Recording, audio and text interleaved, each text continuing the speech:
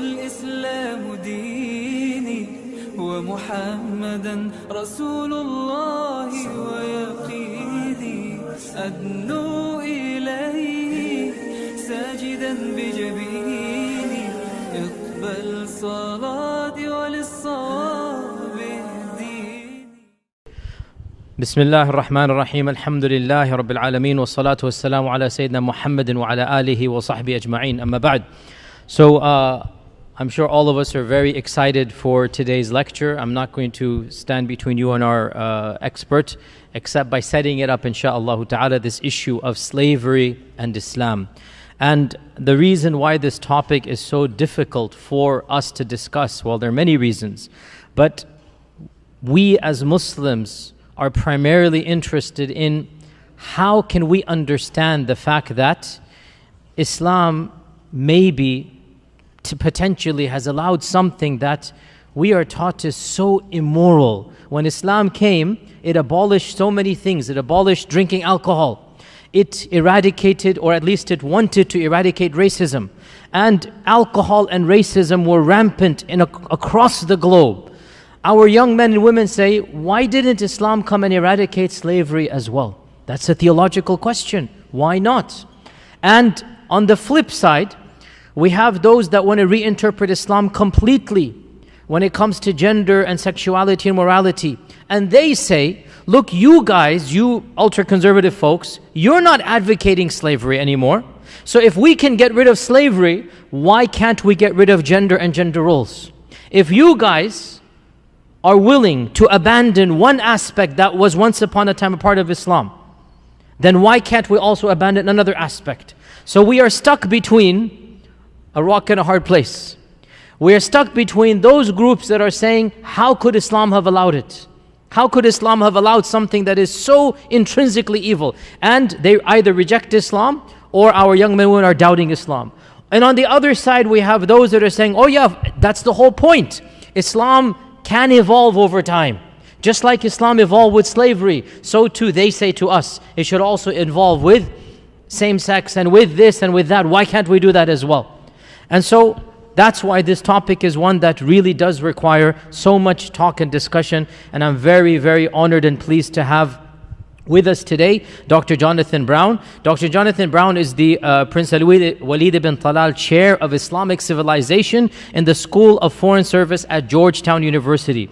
Dr. Brown received his BA in history from Georgetown in 2000. By the way, he converted to Islam in the late 90s. It's on a personal, that's not on the official bio, but I'll tell you, he converted to Islam in high school. Second year of university. Second year of university, sorry. He converted to Islam second year of university. High school is like a sabiqun. Okay, so he's not sabiqun al-awwalun, he's sabiqun al-thaniyun, what is he? The second batch of converts, but pre-9/11, which is a very important point and milestone. He finished his BA from Georgetown in 2000, and then his PhD from University of Chicago in 2006. And Dr. Brown has studied and conducted research in countries such as Egypt, Syria, Turkey, Morocco, Saudi Arabia, Yemen, South Africa, India, Indonesia, Iran, all of these countries. His book publications include The Canonization of Bukhari and Muslim, Hadith, Muhammad's Legacy in the Medieval and Modern World, Muhammad, A Very Short Introduction, which was selected for the National Endowment for the Humanities Bridging Cultures Muslim Journeys bookshelf. His book, Misquoting Muhammad, The Challenges and Choices of Interpreting the Prophet's Legacy, and it goes on and on and on. He has published extensively in the fields of hadith, which is what he is primarily known for in the academic world, Islamic law, Salafism, Sufism, Arabic lexical theory, and pre-Islamic poetry. What have you not published on? And he is the editor-in-chief of the Oxford Encyclopedia of Islam and Islamic Law.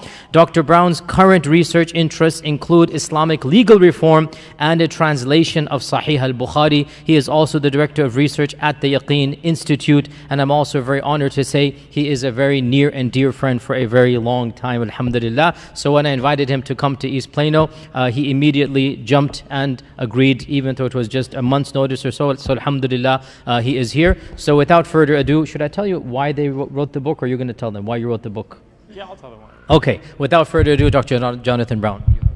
Okay, Bismillah. أعوذ بالله من الشيطان الرجيم. بسم الله الرحمن الرحيم.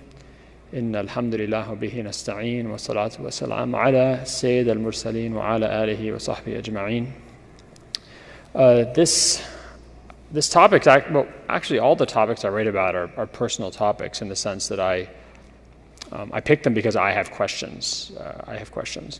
And I remember very clearly when I had this question, because that was just after I became Muslim. It would have been probably in the fall of 1997, and I remember I was sitting in my old house, in my family's house, in my old room, and I was reading a translation of the Quran, and I came across the verse. Obviously, I was reading translation, right? But the verse said, "ضرب الله مثلا عبدا مملوكا لا يقدر على شيء ومن رزقناه منا رزقا حسنا." Right? So, God, the God gives you a parable of a slave who's owned and can't do anything, as opposed to someone who, we presume a free person, whom we have given a goodly sustenance, and he spends out of that in secret and in private.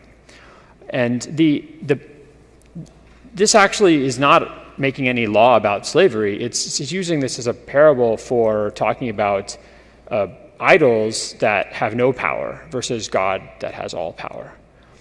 But I remember being confused because I was thinking to myself, how can God talk about slavery just kind of randomly and not say slavery is wrong? Because slavery is wrong. How can you just talk about it like that and treat it like it's no big deal?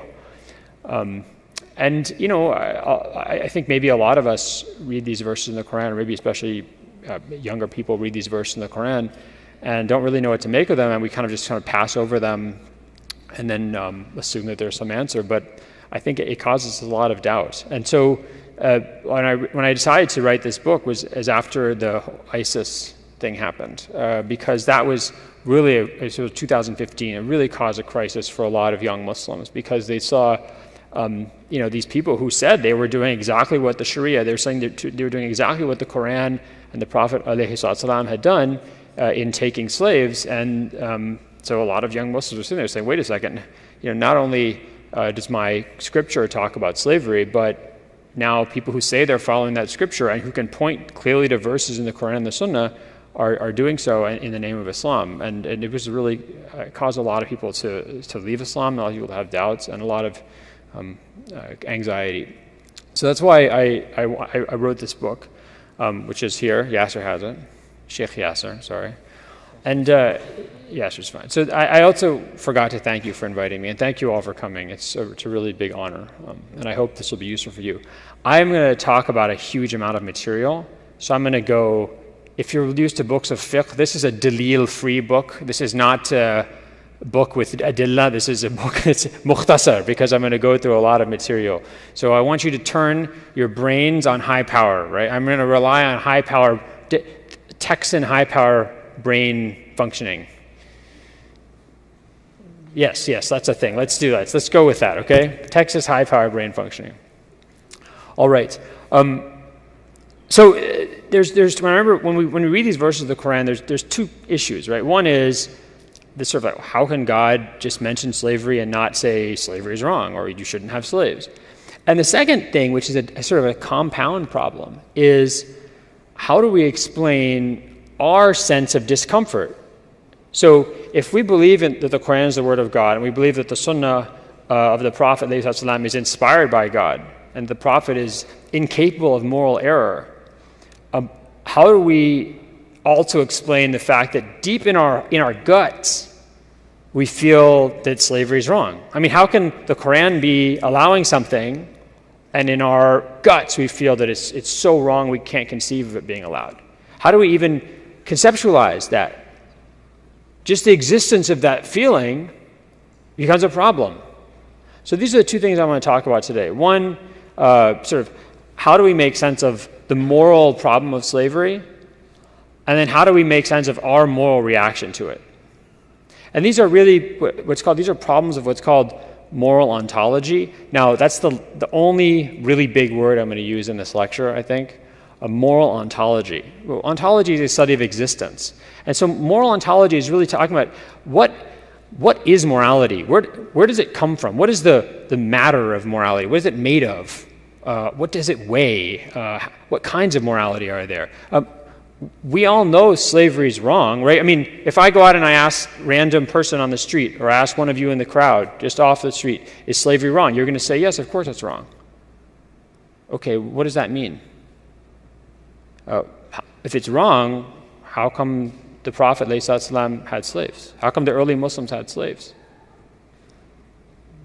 I mean, did they not know it was wrong? How do we answer this question? What does it mean to be, what kind of wrong is it? What kind of wrong is it? So these are questions that I want to try and talk about today. Okay, slavery is really hard to talk about. It's really hard to talk about globally. It's extremely hard to talk about in the United States. And there's a couple of reasons for this. The first one is that in the United States, slavery is intimately and continues to be tied to the question of race. And you don't have to be very observant or have been in this country very long to know about issues of race in this country, especially between black Americans and white Americans. And this was an issue that was formed and shaped by and then also shaped slavery in the United States. Right? So talking about slavery means talking about race. And it's especially painful because the injustices and the harms caused by slavery in the United States continue to be with us in our society. So it's a live wire, not in the sense that it's it's sensitive. In the sense that it's actually a real living problem. Okay. The second reason it's very difficult to talk about is because it involves tying our brain in knots. It involves tying our brain in knots, and people don't like to do that. It causes them anxiety. I'm going to give you an example. Who remembers the Charlottesville protests in 2017, summer of 2017? Charlottesville, Virginia, University of Virginia, founded by Thomas Jefferson. Of course, there's a nice big statue of Thomas Jefferson there. Thomas Jefferson was the author of the Declaration of Independence, one of the leading thinkers of the American Revolution, a man who believed in freedom of democracy, and a man who had a lot of slaves and had children with one of his slave women, right? Those children were then also slaves. He eventually freed them, but they were also slaves. So there were a lot of protesters at University of Virginia saying slavery is an evil. It's history's greatest crime. It's wrong no matter where you are or when. And we don't want a statue of a guy who was a slave owner and who raped a slave woman up in front of our university. That's a pretty good argument, right? I mean, that's like a pretty good logical argument. Slavery is evil. This guy did slavery. Statue's got to go. Donald Trump came out, and he summarized the situation in a way that remarkably only he could do. He said, George Washington's a slave owner. Are you going to take down statues of George Washington? Imagine taking down every statue of George Washington. Imagine renaming everything that's called Washington. It's topographically or toponymically exhausting to think about that, and it's just impossible politically in the United States to talk about this issue.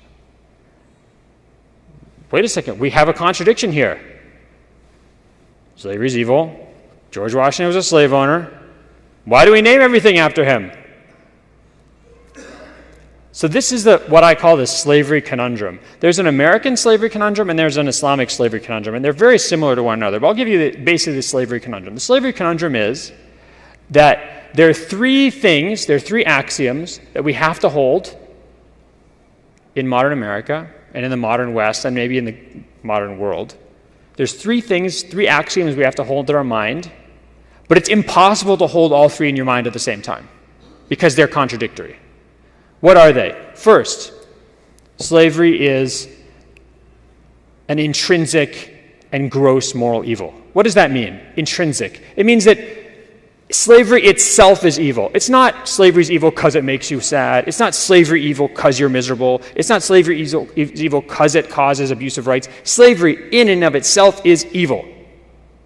And it's not just, a little evil like me, smacking Yasser on the back of the head for no reason. This is a gross evil. This is never the lesser of two evils. This is never the thing you can do because there's something you think is more harmful. It is never excusable. It is a gross and intrinsic evil across space and time. What do I mean across space and time? Was slavery wrong when Thomas Jefferson did it? Talk to me like Americans. Tell me, give me the American answer. Was slavery wrong when Thomas Jefferson did it? Yes. Okay, was slavery wrong during the Roman period? Yes. Was slavery wrong during the Egyptian times? Yes. It's throughout space and time. Second, so that's the first axiom. What's the second axiom? Imagine this. Go into what do you guys have instead of dinner parties here? Barbecues? Biryani parties. Yeah, but I want something with non-Muslims. Yeah, barbecues, yeah. Okay, barbecues. Imagine you go to your company barbecue, and someone asks you about slavery in Islam. And you say, yeah, there was slavery, but it wasn't that bad. How's that barbecue going to go for you? Well, I don't know, actually. Texas, I'm not sure. I don't know. I'm not sure. Okay, I'm going to retract that comment, edit that out of the video. Half my family's from Texas, so I have love for this place. But the point is, the second axiom, all slavery is slavery. There's no, you're not allowed to make distinctions within slavery. There's no good slavery and bad slavery. There's no benevolent slavery and harmful slavery. All slavery is slavery. Okay? So that's axiom number 2. Axiom number 3, our past has some kind of moral or legal right over us. It has some kind of moral or legal power over us. It has some kind of moral or legal authority over us. If you're Muslim, we know what that is, right? The Quran and the Sunnah of the Prophet are our sources of guidance and morality. If God commands us to do something, if the Prophet commands us to do something, we say, سَمِعْنَا وَأَطَعْنَا. Right? What is justice? It's what God commands. What is injustice? What God forbids.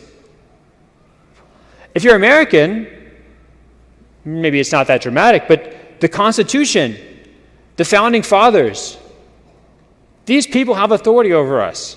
I mean, we might disagree with them, but their ideas, their writings define our political life. Right? I mean, try going into a barbecue and just say, you know, George Washington was a real piece of, you know what. See what happens. You know, it's not going to go very well. What's the problem here? These 3 axioms cannot be held at the same time. So I say, okay, yes, Thomas Jefferson had slaves, but it was different back then. You can't say that. Slavery is a transhistoric evil throughout space and time. Yeah, there is slavery in the Bible, but slavery in the Bible is not that, it's not like slavery in America. It's not that bad. Oh, you're saying there's some kind of slavery that's okay? So here's the problem. There is no religious or philosophical tradition that I know of, and I've done a lot of research on this. There is no philosophical or religious tradition that I know of that did not either defend, accept, or condone slavery until the 1600s, at the very earliest 1600s. So there's nobody who's going to be okay to follow. There's no one who's going to be free of the taint of slavery from world history, essentially, before the 1600s. So we have a problem. We have 2 axioms. Slavery is a gross and intrinsic evil throughout space and time. All slavery is slavery. That force us to condemn everything in our past, essentially. Whether you're Americans or Muslims or Hindu or Buddhist. That's a really big problem. So we have in our minds a knot that something that actually cannot hold together. It can't hold together. And the second you start picking at that or talking about that, the pieces start to fall apart. People don't like to talk about it. Why does this conundrum exist? Why does this conundrum exist? It's actually a result. It's also a result and a product of abolitionist discourse. So abolitionist discourse in the United States and Britain from the late 1700s into the mid 1800s argued that all slavery was a gross and intrinsic evil that had to be gotten rid of immediately. Why did it make this argument? If you're an abolitionist and you're willing to talk about some kinds of slavery being good and some kind of slavery being bad, what is the slave owner you're arguing going to say? Oh, look, yeah, I agree with you. Slavery is evil. I mean, when it's done badly, but my slaves, come look at them. They're so happy. Look how good I take care of them, right? Or, yes, we know slavery in maybe the Caribbean is bad or in the Americas are bad, but slavery in India, this is very different, right? This is not severe. So the second you start allowing distinctions within this concept of slavery, you lose you're essentially unable to force your opponents into accepting your position. It opens the door of negotiation. So ultimately the abolitionist position became all slavery in and of itself, by fact of it being slavery per se, cannot be accepted. It's all intrinsically evil. The problem is, if you're a historian who wants to look at slavery in world history, what are you going to notice? You're going to notice that slavery, let's say in India, is really different from slavery in the Americas, or that slavery in Istanbul is really different from slavery in Southeast Asia. And so you're going to start actually talking about these distinctions that will start to pull the threads out of this abolitionist argument. So that's why this discussion it's not easy for us to have it, because it starts to pick at the very abolitionist consensus that is held worldwide today. Okay. The abolitionist movement, as I said, that developed in the United States and Great Britain in the late 1700s and the early 1800s, defined slavery legally. It defined it through a legal definition. What does that mean? It talked about a certain kind of relationship or institution that it called slavery. It didn't talk about conditions. So it looked at the legal definition of relationship, not at conditions. Why would it not look at conditions? Why would it look at a legal definition, in this case the idea that someone is owned by another person? Why would it do that and not look at conditions? Because if you're an abolitionist, let's say, arguing with a southern slave owner in the United States, and you start saying slavery is about someone being in bad conditions, work conditions, or living conditions, that southern slave owner is just going to say, oh yeah? Look at your factory workers. They look actually more miserable than my slaves.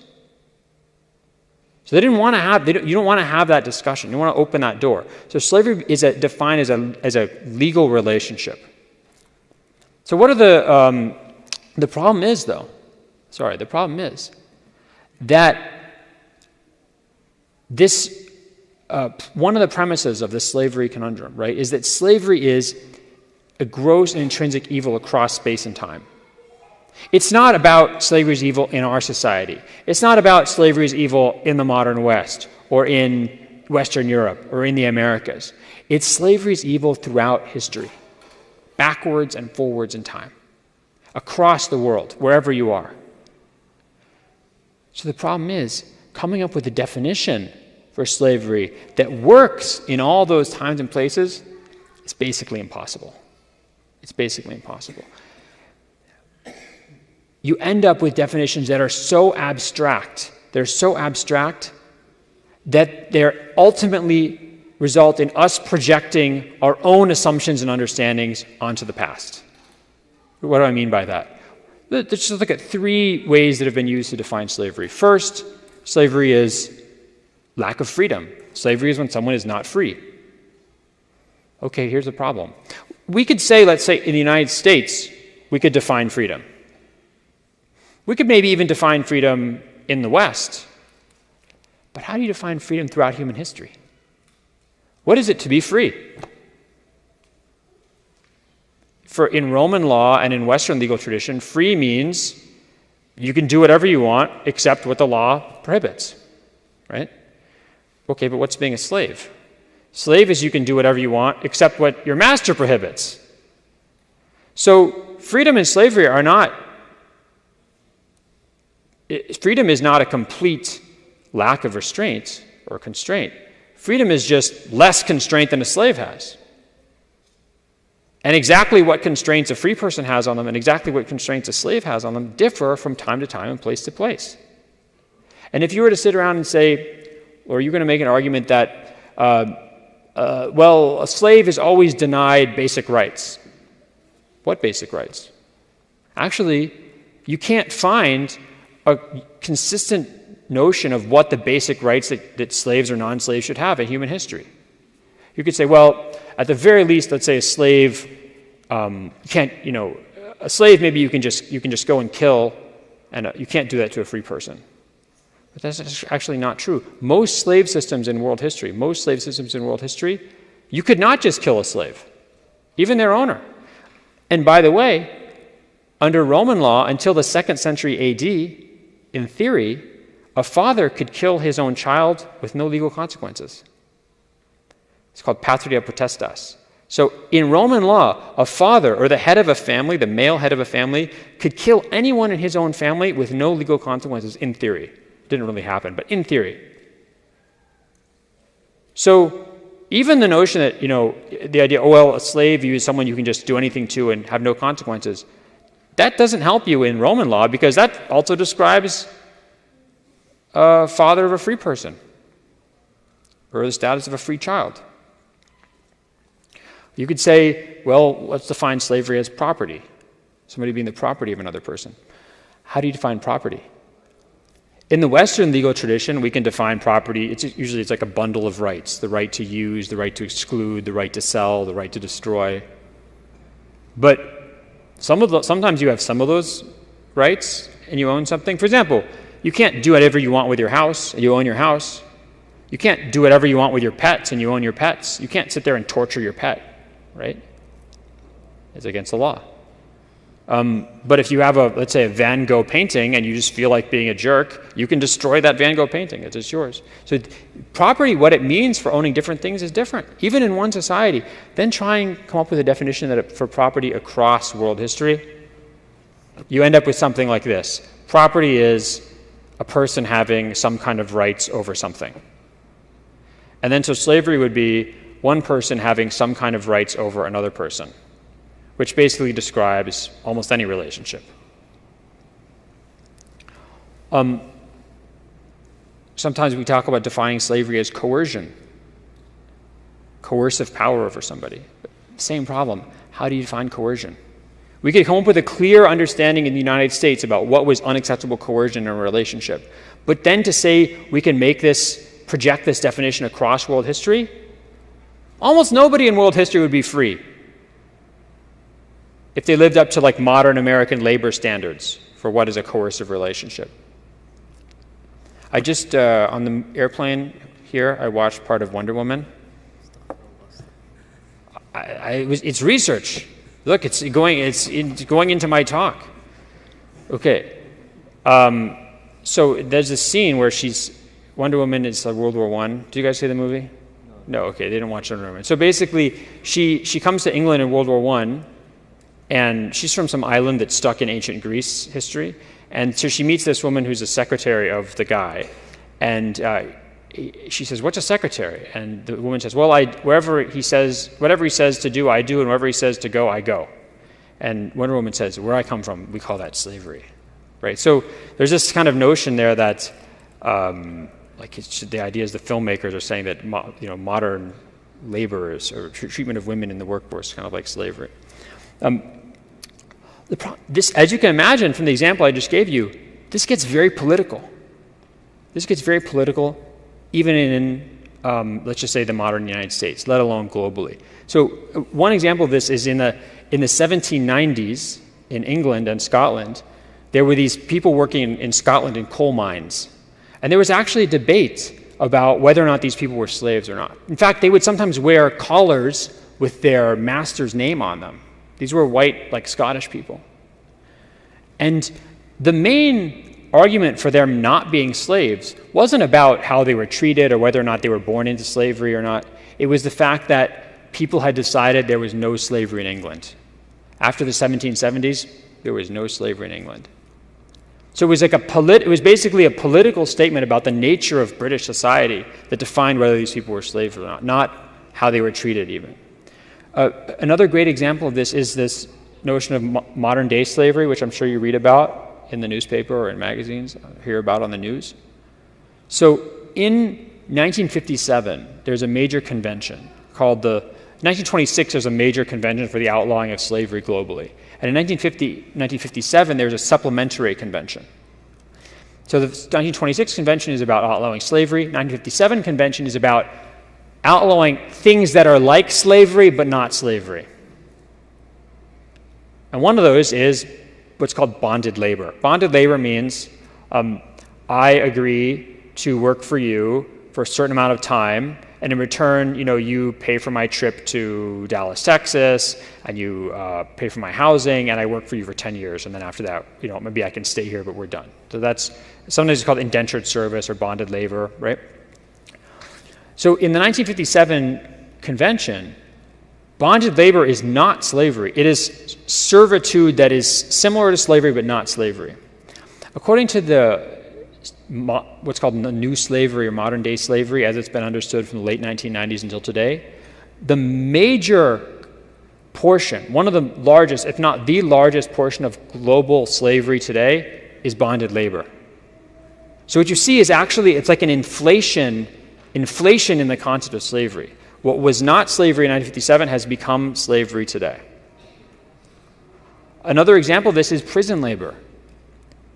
So in the late 1990s, some advocates for prisoners' rights in the United States started saying that prisoners in the United States are essentially slaves, because the 13th Amendment in the United States Constitution does not allow forced labor and slavery except for people who are in prison. Those people can be forced to work for essentially no pay. People didn't really accept this argument. But now, what do you see? Even scholars of new slavery and people who are major advocates of what's called new abolitionism. In 2006, they did not accept that prisoners in American prisons were slaves. Now those same people are saying, we're reconsidering it. What changed? Did the conditions of American prisoners change? No. Did the definition of slavery change? No. It's just a political circumstances changed. Things like Black Lives Matter, movies like, documentaries like 13th. And now, again, Yasser, sorry, but this is research. Thor Ragnarok, who saw Thor Ragnarok? Okay, I shouldn't ask these questions at this mosque, okay? None of you saw Thor Ragnarok, nor should you. I did it for research purposes. In Thor Ragnarok, there's this alien master of this planet who runs like this gladiatorial competition played by Jeff Goldblum. And he's sort of this very schmarmy politician, kind of corporate politician. And there's these gladiators are rebelling. And his minister comes up and says, "Sir, the slaves are revolting." And he says, no, don't say that. Don't say that word. And they said, "What, revolting?" He says, no, the S word. Don't say the S word. And then the person says, "Sorry, the prisoners with jobs are revolting." So then when you get Hollywood behind the idea that American prisoners are actually slave laborers, you can see how much this has changed since the late 1990s, when saying American prisoners were slaves would just sort of fall on deaf ears and maybe even be considered unpatriotic. Okay, so you have this notion of, even in the last couple of decades, an inflation, like a devaluing of the moral power or the power of the word slave. Another example, by the way, is, I know this is in Texas, the idea that the white people who came to America were slaves because they were indentured servants. Isn't this taught in the Texas school curriculum? Someone told me this. Okay, I don't know about this, but someone told me this. I'll have to reevaluate this. But it was so there's this. You see the idea that, like my ancestors, some of them came to the U.S. to then North American British colonies as indentured servants. And so the argument of some kind of white nationalists is that, well, yeah, we had slavery in America, slavery of black people, but white people were also slaves because they were indentured servants. And to which a lot of African Americans would say, what the hell are you talking about? Those people chose to come, whereas my ancestor was just grabbed and sold, right? But here's the problem. By the modern definitions of new slavery, those white people were slaves. So when you start talking about projecting some of these definitions backwards in time, it starts to mess with how we conceptualize slavery in history, what we're willing to accept as slavery versus what we're not willing to accept. Okay. We end up with situations where we come up with definitions for slavery, but that definition ends up including something in history that we don't really think is slavery versus other things that look a lot like slavery to us but don't fit our definition. So we end up with definitions that don't really work. We're not able to put everything we want into the definition and exclude the things we don't want. So up here on the screen, you have two figures. On the right would be Melik Ambar. Melik Ambar died in 1626. He's an Ethiopian slave general who was brought to the Deccan city of Ahmednagar and was a senior general there, and then eventually became like the power behind the throne and the regent in that city. On the left-hand side, you have Sokulu Mehmed Pasha. He's sitting there presiding over a bunch of heads. Yes, those are heads of enemy soldiers. He was the Grand Vizier, he died in 1579, the Grand Vizier of three Ottoman sultans. His family made him a slave when he was 18 years old. He was a Serb from a Serbian Christian family, and they made him they gave him to the Sultan as a slave when he was 18 years old so that he could become a powerful member of the Ottoman administration, because the senior administration of the Ottoman Empire at this time and for another century after that were all slaves. He was the most powerful, except for the Sultan, the most powerful person in the Ottoman Empire for decades. The richest and most powerful. He was married to one of the Sultan's daughters, actually, and yet he was technically a slave. So are we really going to say that Sokulu Mehmed Pasha is an example of the same phenomenon as a field hand being lashed in the summer heat of South Carolina in the year 1750? Are we really going to say this is the same phenomenon?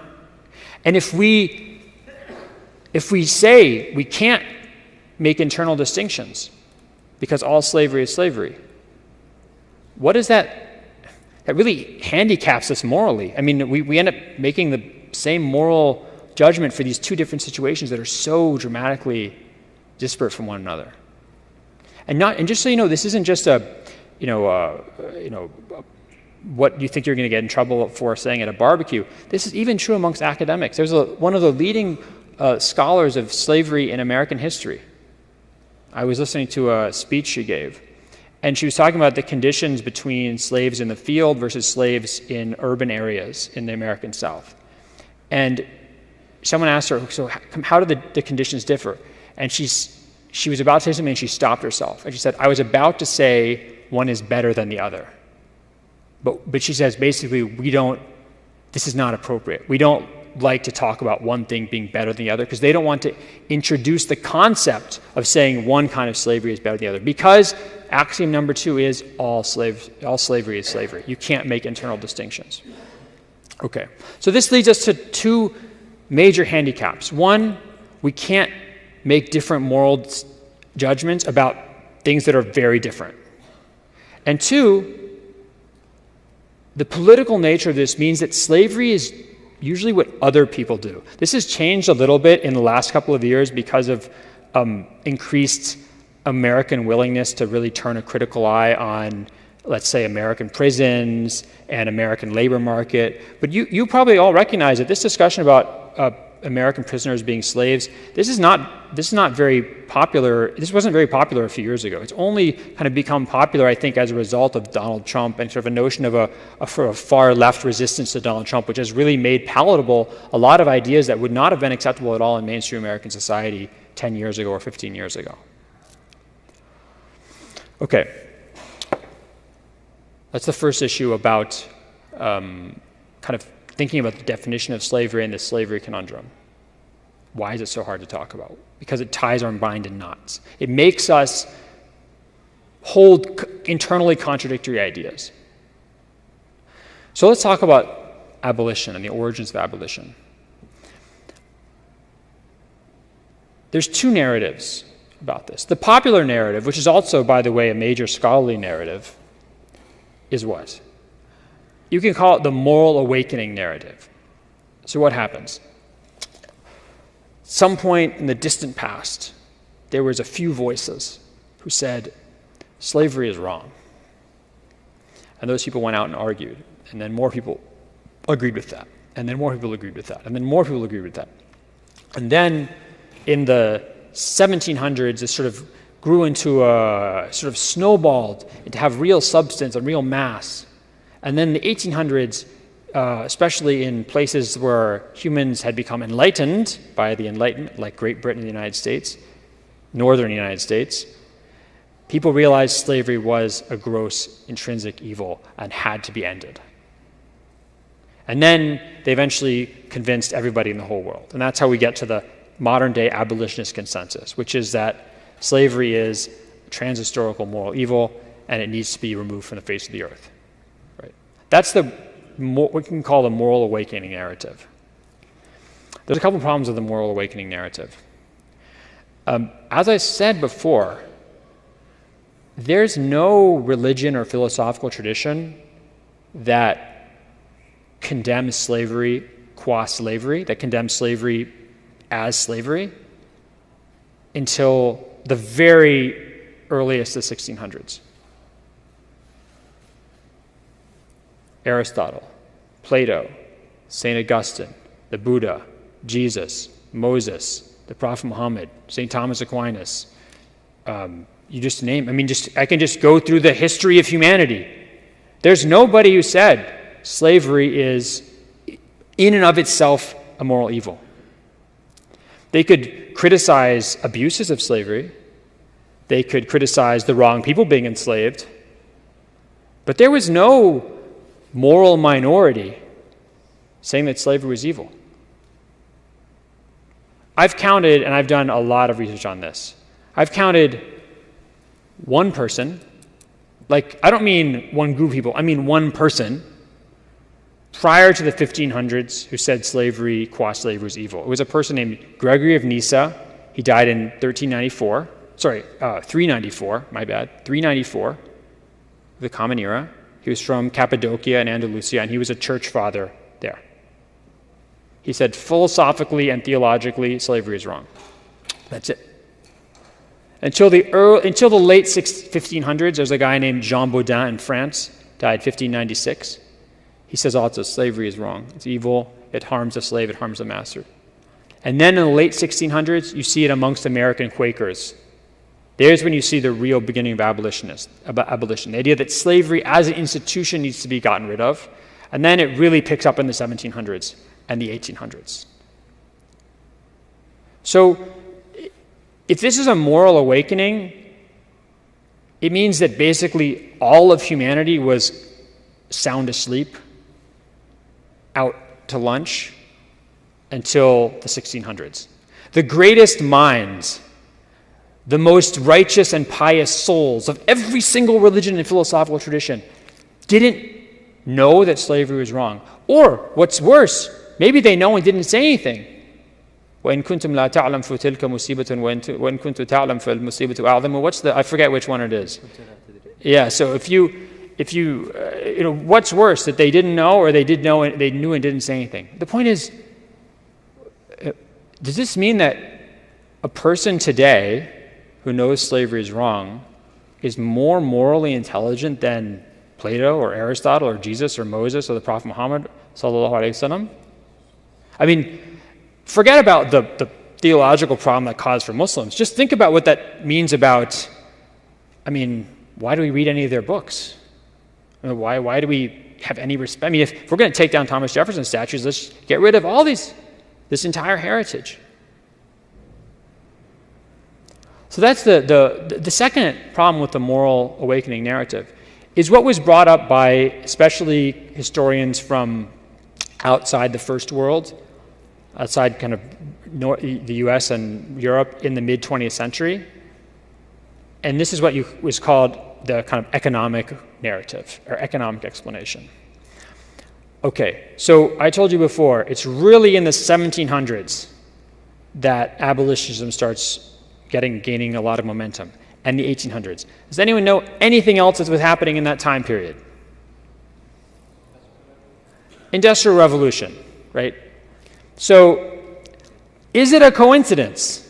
Is it a coincidence that people start to say that slavery is a moral evil in precisely those places, namely Great Britain and the northern United States, precisely in those places where, one, the earliest stages of the Industrial Revolution take place, and two, where people had achieved unprecedented wealth without reliance on slavery?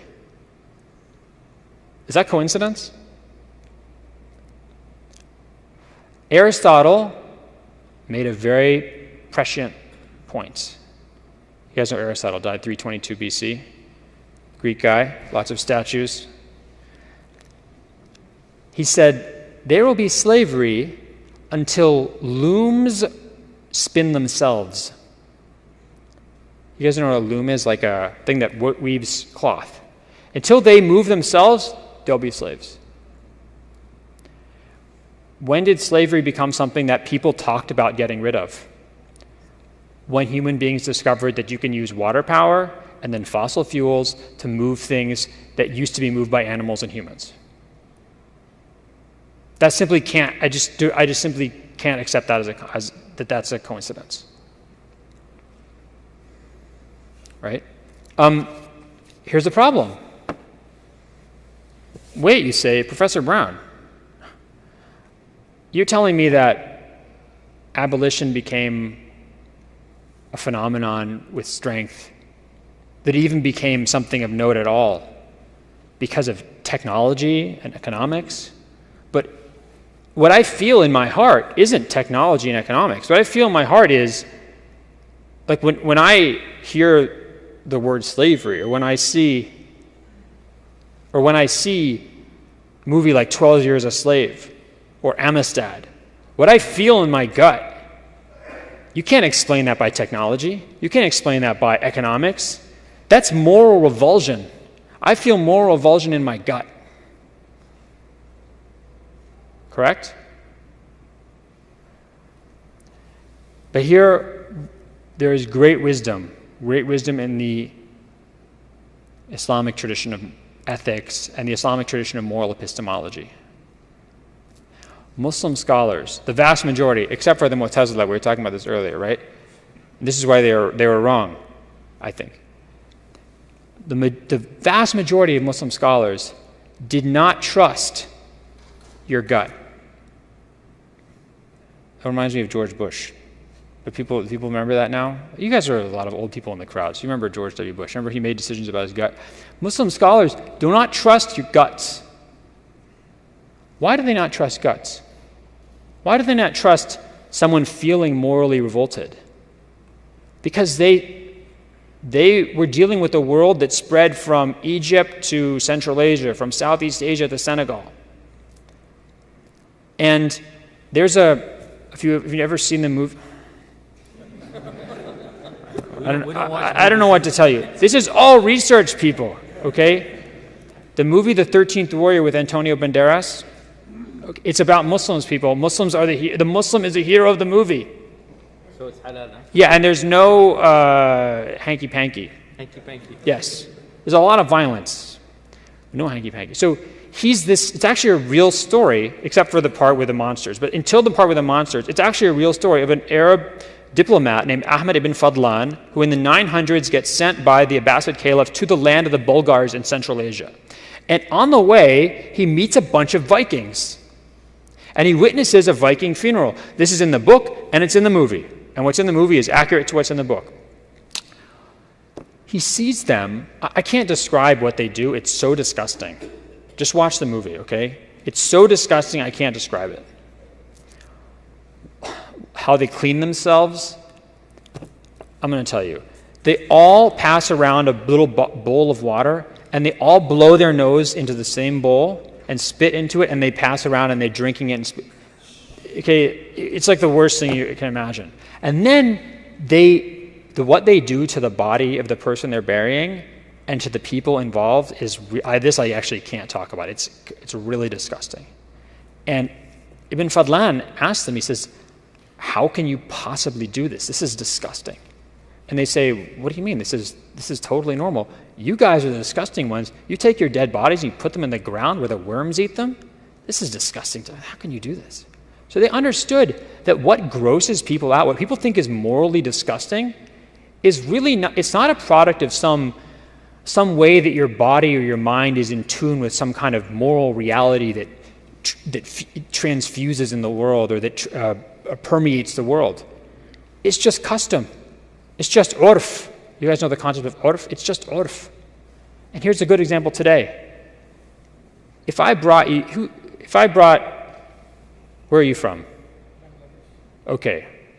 If I brought you a plate of dog meat, like puppy meat with little puppy toes and ears, said, here's your dog meat, what would you do?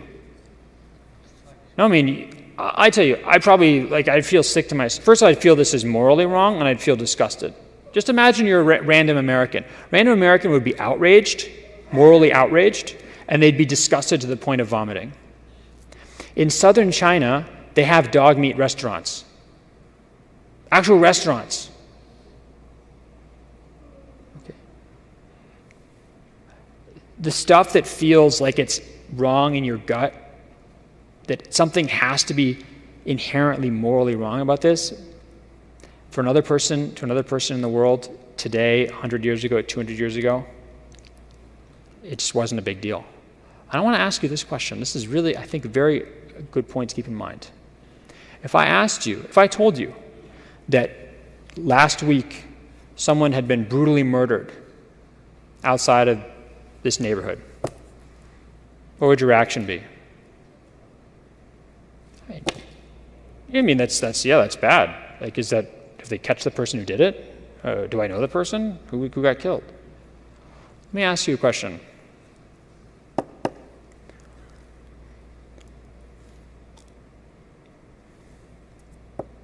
I wanted to, how explicit I can be with this audience. Okay, if I told you that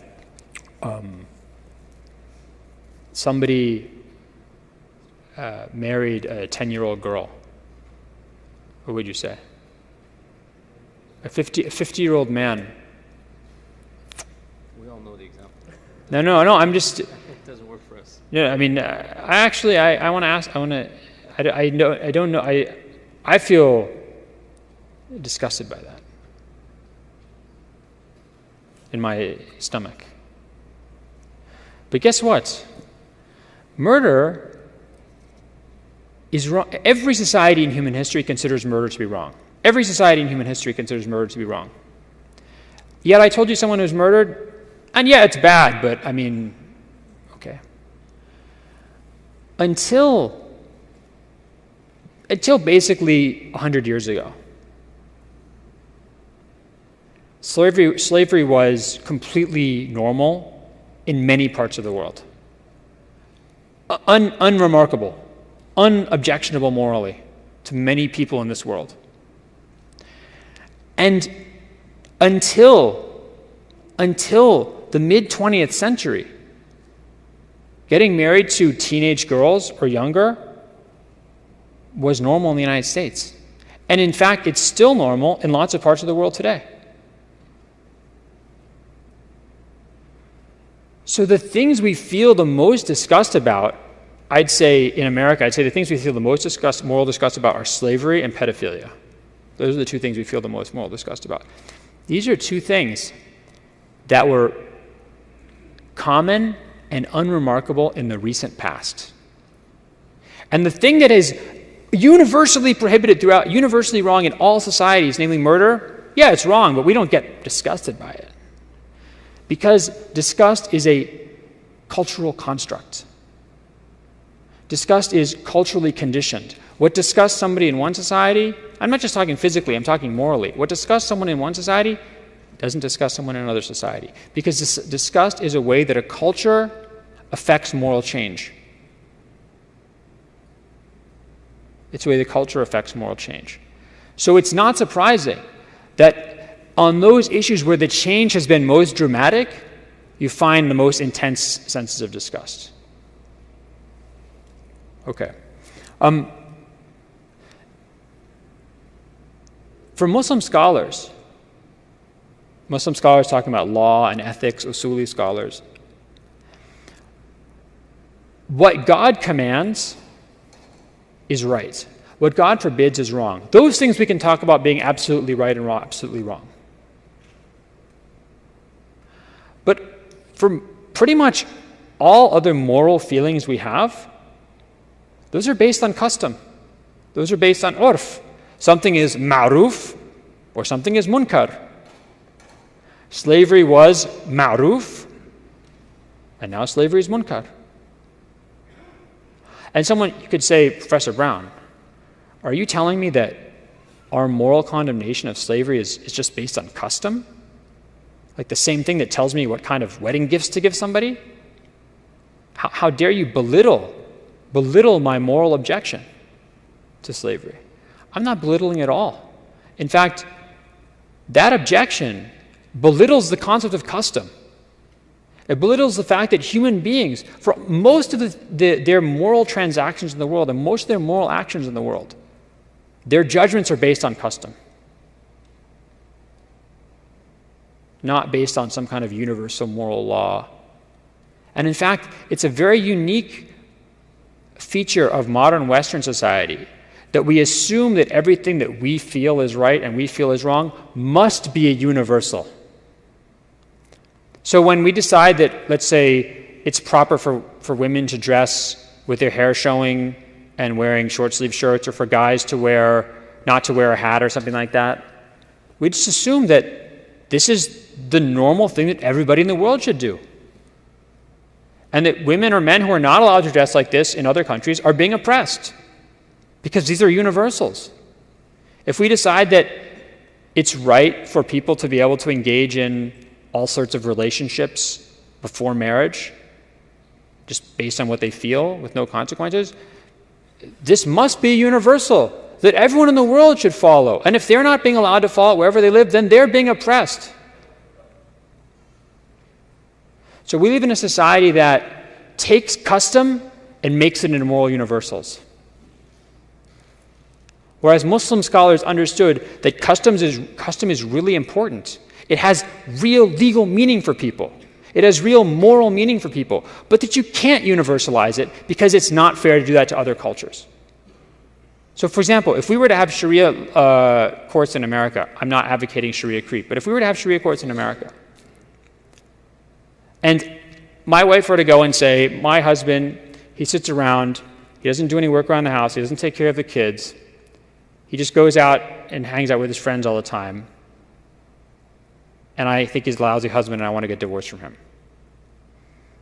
My guess is that Muslim scholar applying Islamic law in America would say, yes, your husband is not giving you your haqq, because in American urf, these are not the duties and rights and obligations of men and women to one another in marriage. The obligations of a husband, the obligations of a wife, the rights of the husband, the rights of the wife, in Islamic law, these are determined by custom. I mean, there's a few outlines or boundaries and pillars that are determined by the Quran and the Sunnah, but the details, this is determined by custom. And this is legally meaningful. People will get divorced on this. You have to pay mahr or not pay mahr. Okay. The last thing I want to talk about, two things. I can't believe I've actually gotten through what I talked about. I'm going to talk about two other issues. One is the change in slavery that was brought by Islam, and the second is abolition of slavery in Islam. It is not exaggeration. It is not, and I will happily go in front of the most skeptical academic audience and say this. This is not me doing some kind of Muslim cheerleading, Islam is great, Muslims invented ice cream. I'm not doing that kind of thing. This is completely true. The Quran and the Sunnah of the Prophet and the legal understanding of the early Muslim community completely revolutionized slavery in the Near East. And slavery in kind of what we would think of sort of the Western world, one of Central Asia, or Mediterranean world, Europe, and then the Americans. The main routes into slavery, the main ways that someone became a slave prior to Islam in the Near East were debt. You owed money, you couldn't pay, you became the person's slave. Capture, as a basically being raided. Self-dedition, which means giving yourself as a slave. This is, people don't know this, but many, many millions of people in human history gave themselves as slaves to other people. Why would they do this? Because they were starving, because they were poor, because they were foreigners in a place where no one to protect them. And being protected and taken care of was more important to them than their freedom. Selling your children into slavery. This is a major source of slaves in the ancient Near East, in India, until the 20th century, in Southeast Asia, in medieval Europe, was selling your children into slavery because you couldn't afford to keep them or because you owed money. Islam eliminated all of these. There is no debt slavery. And this is very clear in the Sharia. Every once in a while in Islamic history, you see it, for example, in Southeast Asia, in the 1500s and 1600s, you see some debt slavery. But this is a pre-Islamic tradition that continues. The Sharia prohibits debt slavery. The Sharia prohibits self-dedition. You cannot give yourself as a slave. The Sharia prohibits selling your children into slavery. So the major routes into slavery are all cut off completely. What's interesting is these are actually not mentioned in the Quran or in the Hadiths, but it's just like understood by consensus in the early Muslim community. It's ended. There's only one way to become a slave in Islamic law, which is for a Muslim to capture a non-Muslim outside the abode of Islam in a war. That's the one way. Or you can be born into slavery if your mother is a slave woman.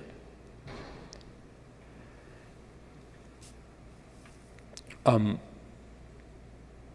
right. Another really important change that Islam brought for slavery was what happens to the offspring between a male slave owner and his female slave. So remember I gave you the example of Thomas Jefferson. Thomas Jefferson's children were born slaves. They were born slaves, and they were born members of an oppressed class in the United States, which are African Americans. What's an African American? How do you define African American versus white in the United States? Does anybody know? Skin tone? I mean, can you be like, let's say all of my ancestors are white except for one person, but am I black or white? One drop means you're black. White means no blackness. Unless you're able to pass, which means no one can tell that you're black, you have black ancestry. But you can be extremely dark or you can be extremely light, but if you're black, you're black. And otherwise, you can't be part white. You're either white or you're fully white or you're black, right? If Thomas Jefferson had been a Muslim, his children would have been born free. They would have been born free. They would have been legitimate. They could inherit from him. Their mother would have been freed when their father died. And this is important. They would have had the same social standing as children born of a free wife. This is also agreed upon in Islamic law, completely. Very important. The offspring of a male slave owner and his female slaves are born free, they're legitimate, and they have the same social standing as people born of free women, free wives. That's why almost all of the Abbasid caliphs and all of the Ottoman sultans except one were children not of wives, not of free wives, but of slave women. This is what leads to what the scholar of African history, Ali Mazrui, rahimahullah, who died recently, called ascending miscegenation. Ascending miscegenation. Whereas in America, people who were result of mixed free and slave unions went down into the enslaved oppressed class. People who were born of those unions in Islamic civilization went up into the free Muslim community. The final change brought by Islamic law, or the Quran and the Sunnah, is an obsession with emancipation. Emancipation is different from abolition. Emancipation means freeing people. Abolition means getting rid of the institution of slavery as a whole. The Quran does not propose abolition. Why not? Because nobody proposed abolition until the early modern period. There's no society that had slaves, which is almost every society in human history, and certainly every civilization in human history. No one proposed the idea of abolition until the early modern period. I want you to understand this very clearly. Who saw the movie Spartacus? Come on, that's an old movie. That's okay, right? You guys didn't watch Spartacus? This guy watches everything. Someone needs to talk to him. So the Spartacus, if you see in the beginning of the movie, Kirk Douglas, he's like a slave. He says, he labored under the sun and the hot sun and the dreaming of a day when slavery would die 2,000 years before it ever would. And in the movie, Spartacus gives a speech where we're going to fight until we free all the slaves in the world, or all the slaves in the Roman Empire. That's not at all what Spartacus' rebellion was about. Spartacus wasn't fighting to end slavery. He and his friends, they just didn't want to be slaves. And in fact, they took their own slaves.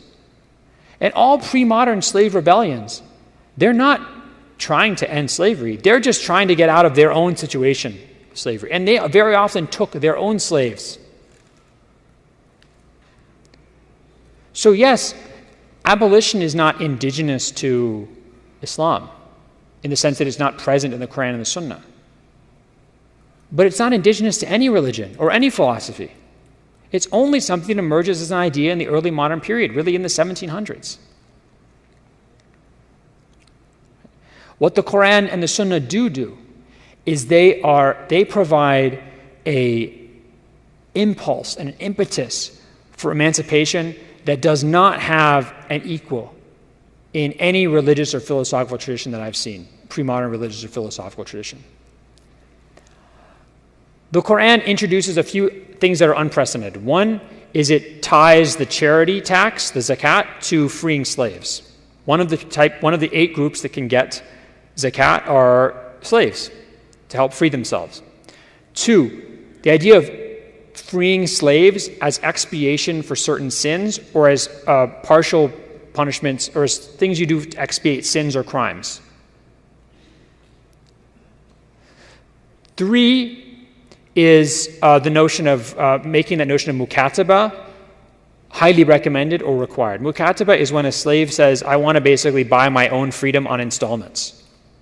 So the Quran says, if a slave wants to do this, if your slave wants to do this, then do it in alimtum fihim khayran. If they are able to do it, if you think they're going to be able to do it, then you should agree. And in the Muwatta of Malik, the Caliph Omar radiallahu ta'ala anhu actually makes Anas agree to a mukataba request from his slave. So these things are really unprecedented in history as far as I know. And the hadiths, the rewards you get for freeing slaves is incredible. The rewards in the afterlife. Now what's really interesting is not only are there lots of sahih hadiths about this, but Muslims crank out forgeries. If you look at books of forged hadiths like Suyuti or Ibn al-Jawzi, you'll find the most outrageous hadiths that are doing what? Urging Muslims to free their slaves. One hadith that's made up in the 800s, I mean, I'm not saying it's made up. Muslim scholars said it's made up. Suyuti, Ibn Hajar al-Asqalani said this. And if a Suyuti says it's made up, it's definitely made up.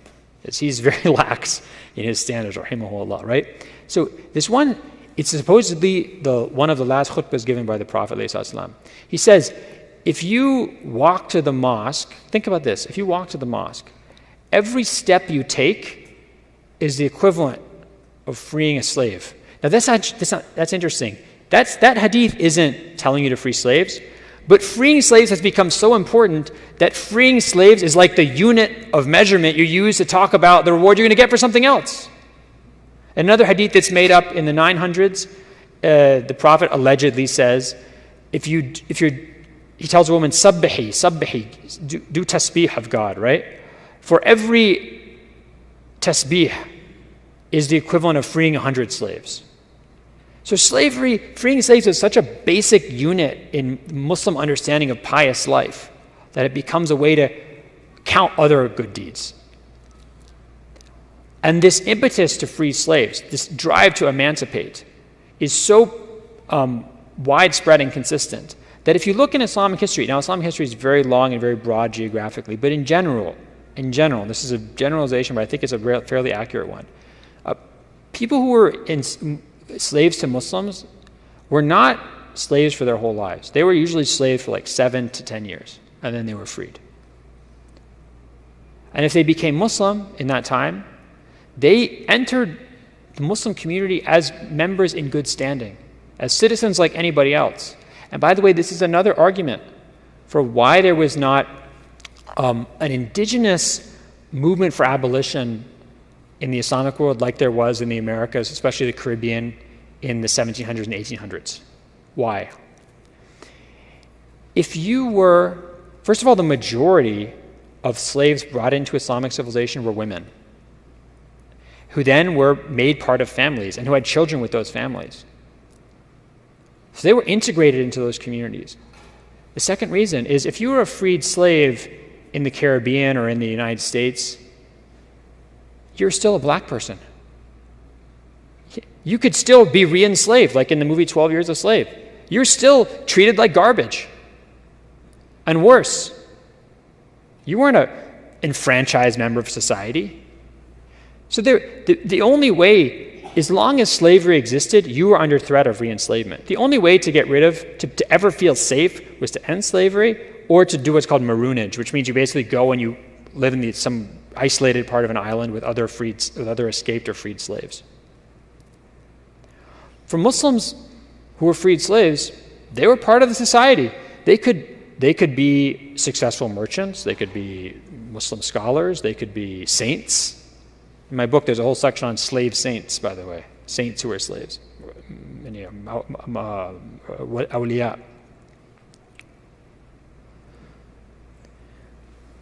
The way that we can talk about abolition in the Islamic tradition that I think is the most accurate is to say that, and this is entirely authentic in the Sharia tradition, that as a legal maxim says, يَتَشَوَّفُ الشَّارِعُ إِلَى الْحُرِيَّةِ. The lawgiver, God, looks expectantly towards freedom. And actually, you can find this in one of the earliest books that survives in Islamic tradition, the Kitab al-Tahrish of Dirar ibn Amr. There's a hadith, we talked about this hadith actually.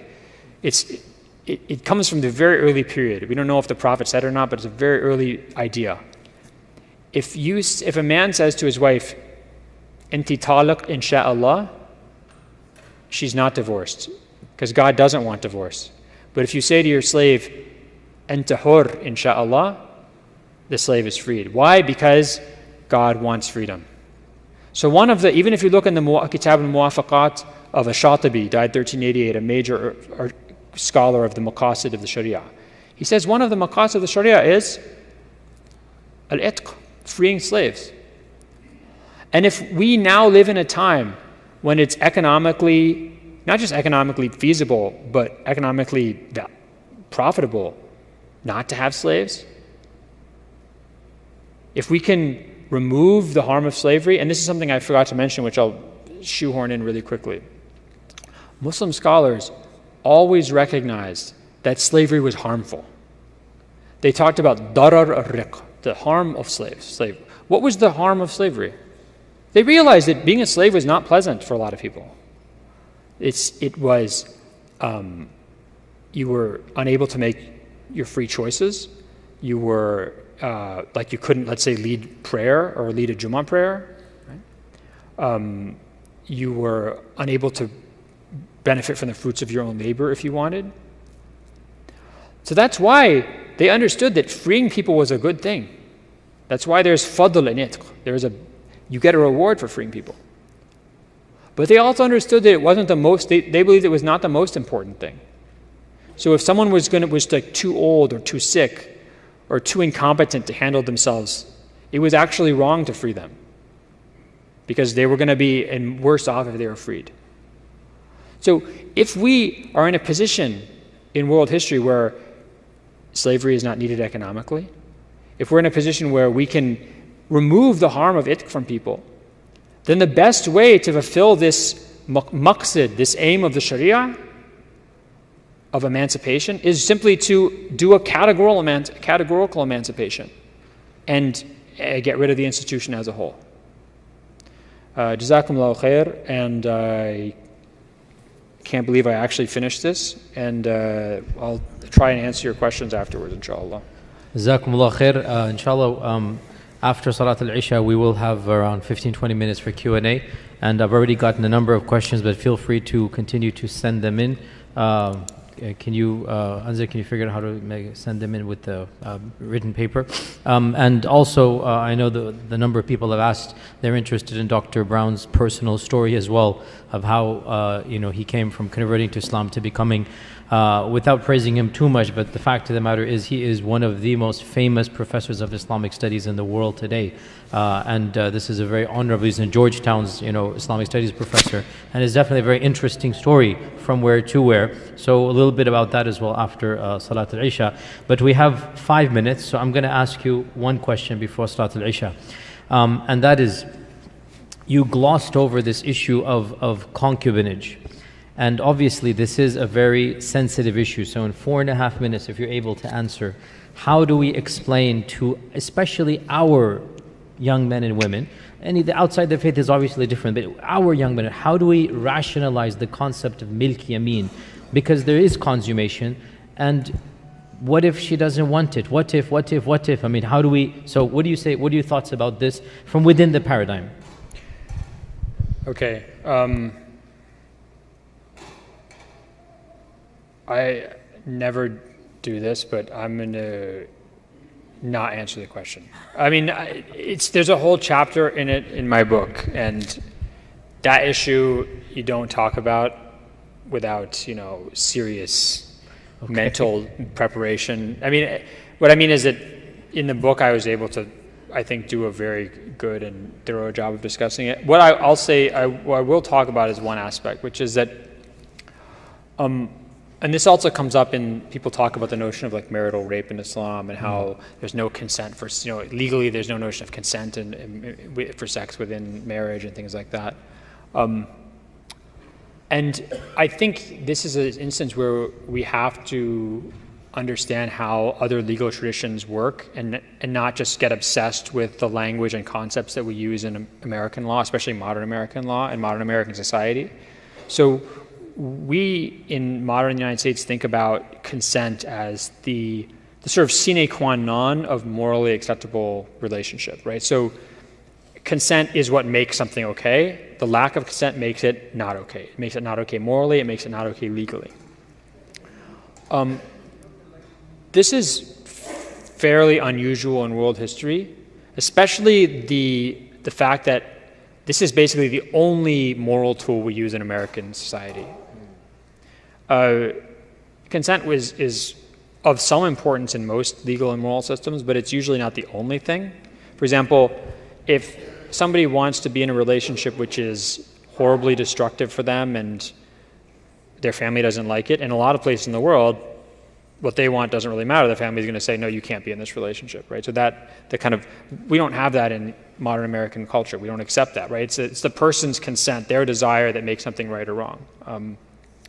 So I think the first thing to understand is that we make the concept of consent do a lot of moral and legal work that it's really not up for.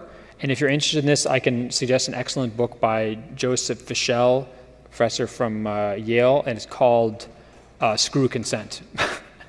That's what the book's called. It's a very interesting, excellent book of political theory and philosophy. I recommend the book. It's not very long. Now, consent is important in Islamic law. A woman who is baligh, right, she cannot be married off in general without her consent, right? But it's not, everybody doesn't have the same kind of power to consent. Your kind of consent is sort of based on the amount of importance of that consent is based on your social standing. But the reason why this sort of differed and had a sliding scale is because consent wasn't really how Muslim jurists and ethicists understood right and wrong in relationships.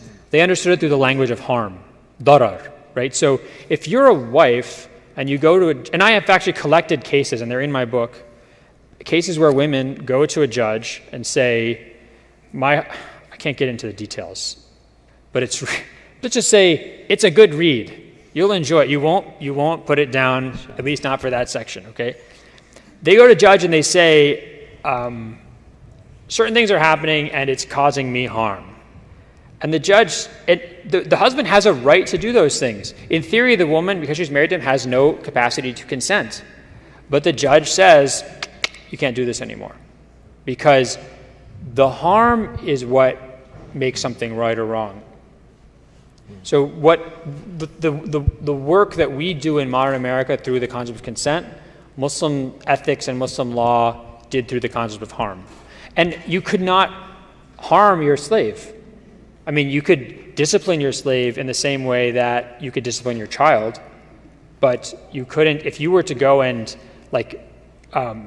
beat your slave severely in a way that left like marks or made a lot of blood flow, then we have instances in the time of the Prophet ﷺ, and in Islamic history, throughout Islamic history, that the judge would force you to free the slave or to sell the slave. Right? Inshallah, we will continue after Salat al-Isha, inshallah ta'ala, so please stay for that. Jazakumullah khair. Bismillah, alhamdulillah, wa salatu wa salam ala rasulillah. Why don't you take this one? I see. Okay. So the first question is that we have been told that some of our Muslim or Arab brothers were involved in the American slave trade. Is this correct in your research, and is this valid Islamically, and did they justify it, what they were doing, the Arab slave traders? Okay, yeah.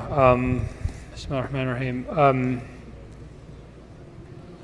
So I'm not a specialist in the Atlantic slave trade, but I can, from what I do know, there, people buying and selling at both ends, so to speak, right? So most of the slaves who are, I don't want to say most, because I don't know if that's accurate or not, but I'll say a large portion of the slaves who are transported from West Africa to the Americas. Remember, most of the slaves went to Brazil. There's actually a really good graphic you can see on this, I think from like the African American History Museum, or I think one of the slavery databases. They actually have like a chart of all the ships, and you can see the majority of them actually go to Brazil. So they're basically being supplied by people who are raiding for slaves in various parts of West Africa. And those people were, some of them were Muslim, some of them were not Muslim. But what's interesting is that, and if you want to read about this, you can read Bilal or Rudolf Ware. He's a Muslim, the name is Bilal. His book, The Walking Quran, he talks a lot about this.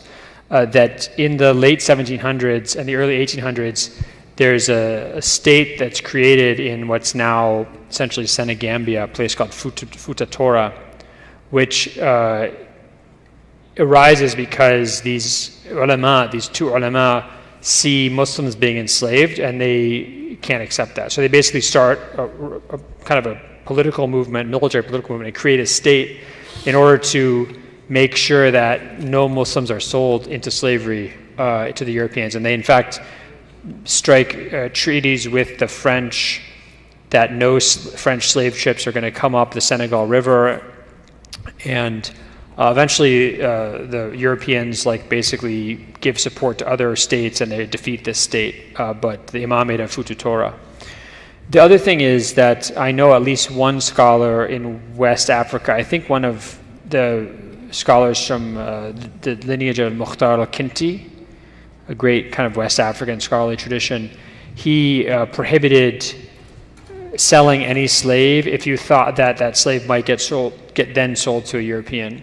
So I don't know about, yes, Muslims were involved for sure, but there was also a lot of Muslims, especially Muslim scholars, who were really committed to preventing any Muslims being sold into that transatlantic slave commerce or whatever, slave trade. So we have another question here. I'm going to combine two questions. You said, do not trust your gut. How do we understand this in the light of the fitrah and also in light of the hadith, البر ما اطمأنت إليه النفس والإثم ما حاك في صدرك ولو أفتاك الناس وأفتوك. Both of these things do have a gut. So how do we say, don't trust your gut versus this? Someone like, Rahimahullah Ibn Taymiyyah would talk about the notion of al-aql al-salim, or so it's not that human beings can't have a kind of correct moral sense, but that we need to be very aware that we need to be able to kind of read our moral senses through an awareness of our culture, right? So let's say, I'm American. If someone says something about democracy, I'm going to be like, democracy. If someone says something about tyranny or monarchy, I'm going to say, tyranny, monarchy, right? So we kind of have this, we're cultured into a view that democracy is good, tyranny / monarchy is bad. So you just have to be aware, I think, of how what your biases are. If you know that you have a temper, if you know that you have an ego, if you know that you have a hard time letting go of money or things like that, I think you have to be aware of what your own failings are, what your own biases are, and then you can.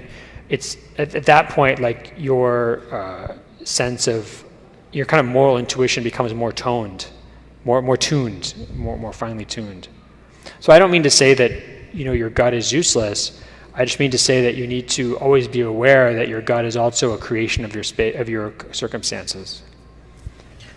Do you mind if I add to that? It's awkward being. You can add as much as you want. As you're probably aware, the third chapter of my dissertation is about the fitrah, the concept of the fitrah, Ibn Taymiyyah. So just to add to that, Ibn Taymiyyah mentions that the fitrah can be corrupted. And when the fitrah is corrupted, then you will feel the incorrect fitrah telling you something that is incorrect. So hence this notion of gut instinct is not necessarily right or wrong. So the point is, as Ibn Taymiyyah mentions, the fitrah needs a check and balance mechanism. Who's going to check which fitrah is valid or not? So he gave the example of eating something that one culture finds disgusting versus another culture finds not disgusting. The culture that doesn't find it disgusting, the culture that has taken it as the norm, how will they know that it is wrong? Because their gut instinct is going to say that it's fine. So even the fitrah, it needs a checks and balances. It needs a higher source to tell it. Once the fitrah is in line with the higher source, now the gut instinct does kick in, right? So if you have iman and taqwa, then yes, you follow your gut instinct. But if you don't really have iman and taqwa, or you don't have, your fitrah is not in sync with the Quran and Sunnah, it's been corrupted, then you cannot rely just on your fitrah for morality. So that was, sorry to add great. to that, inshallah. Okay. We have an expert on the subject with us. We have a question here.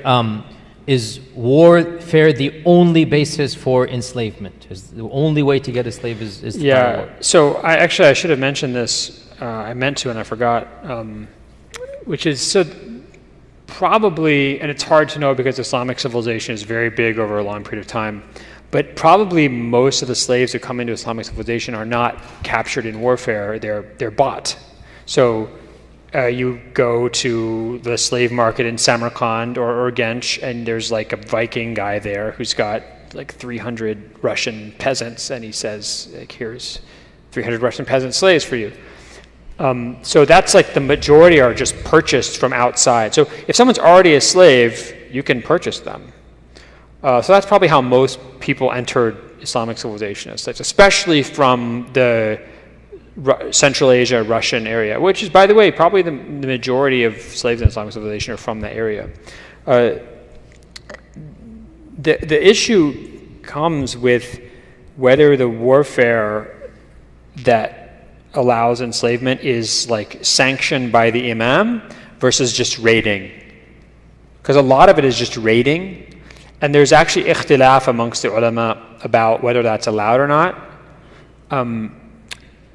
And what happens in the 19th century, when a lot of this is interesting. Like, we would expect that kind of slave trade in the Muslim world, especially like Africa and Indian Ocean world, is like kind of decreasing, and then it gets rid of it. That's actually not the case. Its peak in terms of numbers is in the 1800s and 1900s. Like in the early 20th century, the Red Sea is just teeming with slave trade. So probably more so than earlier.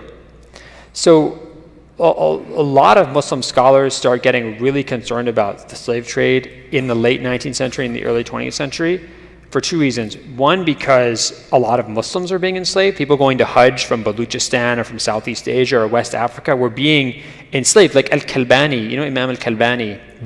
His family, his ancestors were Muslim scholars who were going to Hajj and were enslaved. I didn't know that. You can't enslave Muslims. This is unacceptable, right? This is completely unacceptable in the Sharia. So one of the things that they start to talk about, like Muhammad Bayram al-Khamis, who dies in 1889, Abdurrahman al-Kawakibi dies in 1902, then Muhammad Abdul Rashid Rida. Stuff they talk about is actually, they're saying that a lot of these, the raiding has become unacceptable. Like these, they kind of take the position that only a sanctioned warfare by the imam can create prisoners that you can enslave, and you can't just go raiding into the Sahara because a lot of times they're enslaving Muslims. So can I ask a very blunt question? Is it true to say that, especially towards later Islamic times, most Muslim societies did not live up to the Islamic norms of slavery in terms of acquiring? That's hard to say. I don't know. I don't know if it'd be hard to make that generalization. I'd say that there's certainly, by the late 19th century, it's certainly become a big enough problem that it was like spoiling a system, right? I mean, it was problematic enough that when people like Muhammad Bayram al-Khamis or Ahmed Bey, the governor of Tunis in 1846, when they said that there's too many people being acquired illegally that we basically have to end slavery, I don't think they were making that up. I think that was like a genuine concern of theirs. It become a genuine concern. Okay. We have a question here that you talked about the fact that Islam is very encouraging to free slaves. What do we say to the argument that since Islam is universal, and since the Prophet is the seal of prophets, and since Islam came with so many other difficult things, why didn't Islam abolish instead of merely encourage? Why didn't it do that? I mean, that's an excellent question. The answer is that it would be like, essentially it would be like saying we're going to abolish, transportation. It wouldn't, or we're going to abolish working or walking. It wouldn't make sense for people. And I want to repeat this. Nobody thought abolition wasn't some kind of idea that a few enlightened souls were arguing for. Nobody was arguing for that. No one conceptualized the idea of abolition. Even slaves who were engaged in slave rebellions like Spartacus weren't thinking about abolishing slavery, even in their own area, let alone like globally. It would be like, just imagine a world where in order to move anything, you need a person or an animal to do that. And then just imagine saying you can no longer use people or animals to move things. It just wouldn't make sense to people. So just imagine the impact that use of fossil fuels has had on the human race. What kind of things that we are able to do with ease today. Like, we live lives where the weather means nothing. We live lives where I can literally go to London and come back in the same day. This is, this kind of thing is inconceivable to pre-modern minds. So if the Quran talked about abolition, it would be like us talking about, I mean, I don't even know, like dimensional transport or something. I guess we do talk about that, but like, it would be like talking about like interdimensional transport in like 1800. It wouldn't make any sense. So you also mentioned the issue that an argument can be made that Islam does discourage and encourages, let's say, abolishment. However, is it possible to theoretically claim, open-ended question he's saying, that if the circumstances change, slavery might return, and in the context of Islam, would then that be permissible? So it's interesting you note this, because Sheikh Muhammad Sayyid Ramadan al-Bhuti, rahimahullah, right? In one of his books, he actually talks about this. He says that the concept of slavery is actually proof of Islam's universality. Why does he say that? He says that there may come a time when the laws of slavery will actually be needed again. And I don't think that's because he's arguing for the kind of Muslims reintroducing slavery like ISIS or something like that. It's because I want you to imagine, I call it the Mad Max Afterscape situation. You guys watch Mad Max movies? No, of course not. How do I can't communicate with you people? I know you people watch Mad Max movie. You know Mel Gibson and then Silence. Tom. I like this okay. silence here. So imagine nuclear war, we're all wearing rubber tire body armor with crossbows, driving around. We're all going to be like, you and me, Yasser, maybe we'll be like partners in this afterscape. We'll be like, hey, remember Yasser, we used to talk about human rights and that stuff. It was so funny, So the point is, imagine a world where we actually don't have fossil fuels, don't have any kind of way to move things except people or human beings. From what I've studied, if I were a betting man, I would argue that there's actually slavery will be reintroduced because it will be considered it would just be a result of economic course of events. And at that point, human beings either are going to have rules for governing that or not have rules. So again, I want to make very clear, because I don't want people to get the wrong idea, I'm not encouraging this. I'm not saying that I think it's a good idea. I'm not saying that Islam would think it's a good idea. Again, God wants freedom. God doesn't want slavery. So Muslims should always be on the side of emancipation. But I don't think by any stretch of the imagination it's inconceivable to think that there will be a time in human history that we will again have things that we consider slavery-like in the pre-modern period. Inshallah, let's finish off with 2-3 questions, inshallah. I actually am going to combine the next few in one. And again, I know you were hesitant to answer, and I fully understand, but I'm being bombarded, and especially there's a number of sisters are asking this, obviously. They are obviously, fully understandably. One sister says that, as I understand it, masters were not even allowed to slap their slaves. So how can we understand the fact that a Muslim male slave owner is forcing himself on a slave girl? And another sister says that if emancipation was seen as such a good deed, then why did it take so long, or why were captured women kept slaves for so long, merely to have a family, let's say?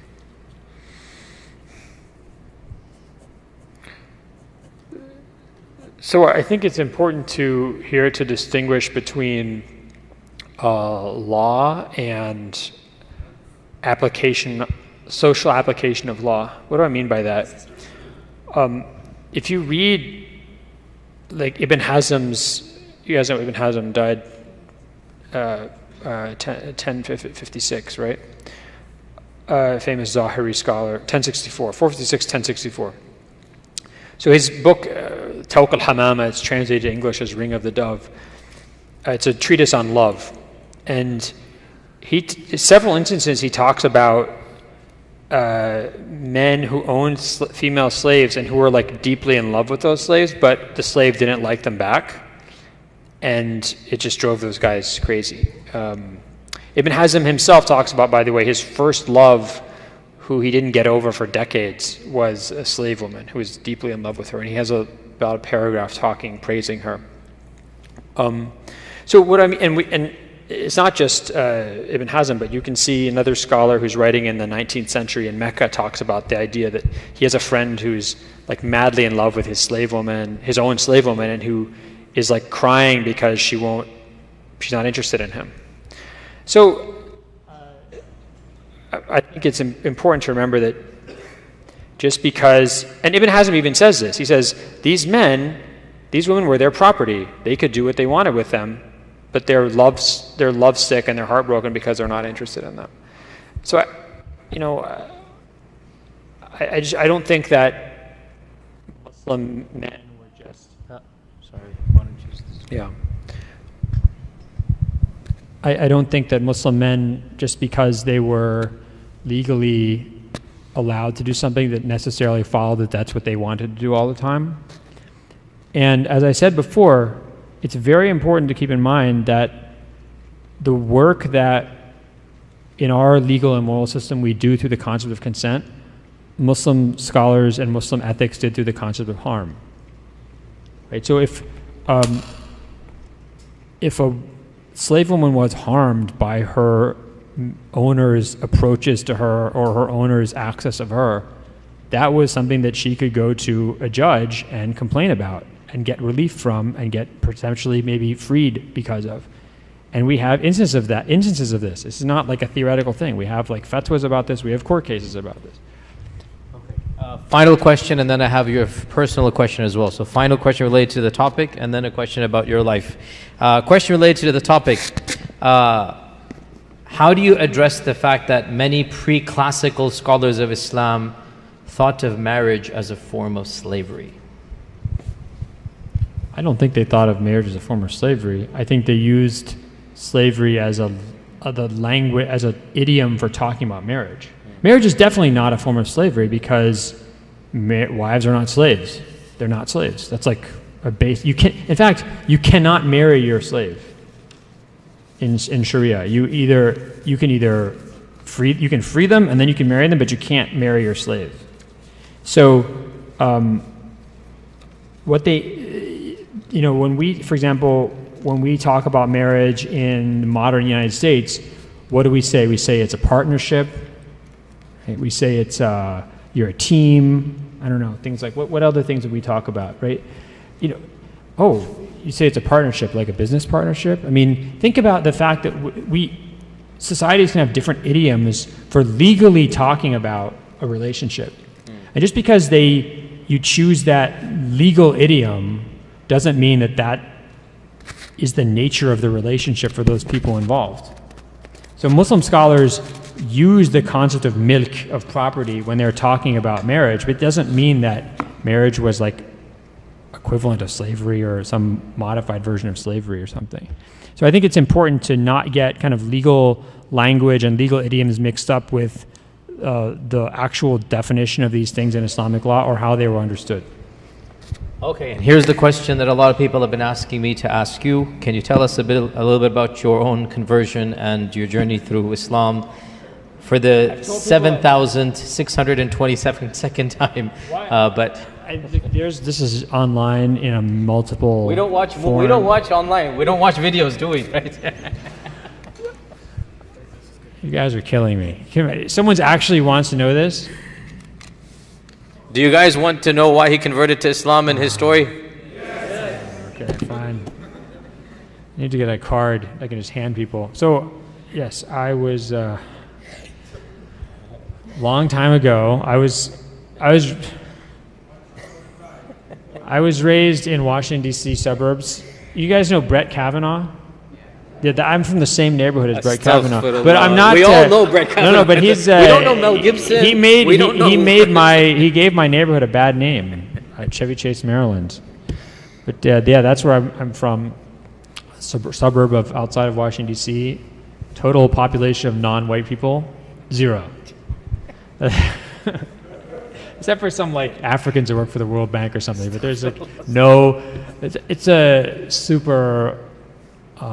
Rich white person place. So that's where I grew up, and I was raised Christian. I was raised Episcopalian Christian, which is like American Anglican church. But I went to church every Sunday. We had to go to church every Sunday. And I was an acolyte. I went all the way through finished the senior level of acolyte. Those are the guys who help with the minister. They help the communion. They carry the cross and wear the outfits. Like you see those English boys with those white outfits and the red and the black. That's what I used to wear on Sundays. That's also how I learned, by the way, that I was definitely going to be an alcoholic, because when they brought around the communion wine, like you would get it first as the acolytes, and I would chug as much as I could. I loved it, even as a child. So I would be, if I were not Muslim, I think I'd be a functional alcoholic. That's my theory. Alhamdulillah. So, but it was interesting because we didn't talk about, we went to church, but religion had no place in our household. So we didn't, there was no one ever talked about God or anything in my house. So it was really weird. I'm the most religious person by far in my family. But anyway, the point is that I didn't have like a lot of religion. Christianity wasn't really a big deal for us. So then I went to high school. I went to boarding school in California. I went to boarding school in the same town Sheikh Hamza Yusuf went to boarding school in, which is called Ojai, California, which no one knows about. But we went to rival high schools. Plus, he's older than me. And his dad, by the way, was a teacher at the boarding school that my dad was a student at. So my dad might have studied with his dad. But my dad died, so I couldn't ask him that question. So then I went to high school in California, and I had a lot of existential angst as a teenager. This might be normal. I had a lot of existential angst. Like it was almost incapacitating for me. Then when I went to Georgetown for college, they have you have to take 2 theology requirements. You have to take either Problem of God, which I didn't take, or you take Intro to Biblical Literature. I took Intro to Biblical Literature, and I was like, this is really interesting, but I don't think I want to follow this. And then the next class I took was totally randomly on Islam. And because I had this friend in my dorm who was actually a Palestinian guy, I had no idea about Islam. And one time I asked him, I was like, hey, how much does a camel cost? Like I asked that non-ironically, like not as a joke. I actually wanted to know. And he was like, 2 women. And then I was like, what? And he's like, no, I'm just messing with you. I don't know, I've never seen a camel in my life. But the point, he lived in the UAE. The point is, I had zero idea about Islam. But I was like, oh, it's interesting, I'll take this class on Islam to fulfill my second requirement. And you know who taught is the niece of Ismail al-Faruqi, rahimahullah, Maysam al-Faruqi. She taught the class, and we read Muhammad Asad's book. We read his translation of the Quran, and we read Road to Mecca. Yeah. And the Road to Mecca really bowled me over. Amazing. And I think kind of by the end of that semester, it was spring semester my freshman year, I was really I just really felt like a Muslim. And that summer I spent thinking a lot about the issue and stopped eating pork and stopped drinking and things like that. And then in the fall, when I went back to my second year, I went to the MSA Eid dinner at the beginning of the year, and I told someone I'm interested in becoming Muslim, and that was it. Alhamdulillah. Alhamdulillah. I'd like to obviously thank Dr. Jonas Laran. He is an extremely busy person. You never told the story of the book. I'll just quickly mention it. That small controversy happened when he was giving a lecture.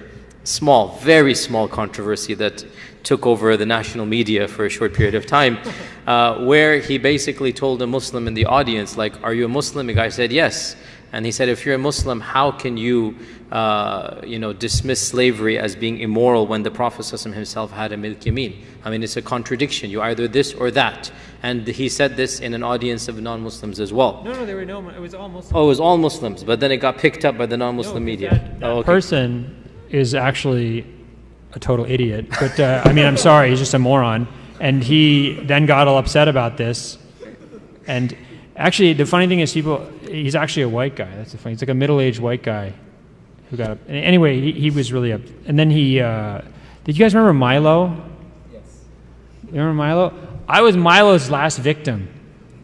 Milo attacked me, and then Milo went down. You just remember this. So when Dr. Brown was basically put under the spotlight, how do you respond when you're a professor at Georgetown? You write a 350-page book. So he dropped all of his other projects, and within 2 days, was it, or 4 days? I don't know, I'm just exaggerating, but subhanAllah, amazing fast turnaround. he publishes a book. Where's the book? It's over there. So I have the book, and I encourage all of you to get it. And it's a very readable book. It's not something that's only meant for PhDs in the ivory towers. It's meant for the inquisitive mind. That's the great thing about the book. It's actually meant for people that are struggling with these issues, and it's very, very readable. It's something that you will enjoy. I'm currently almost finishing it. Well, I haven't quite finished it yet, and it's a very enjoyable book. So I do encourage you to purchase the book, and it's something that inshallah will be of great benefit. I'd like to thank Dr. Brown for spending so much of his time, precious time.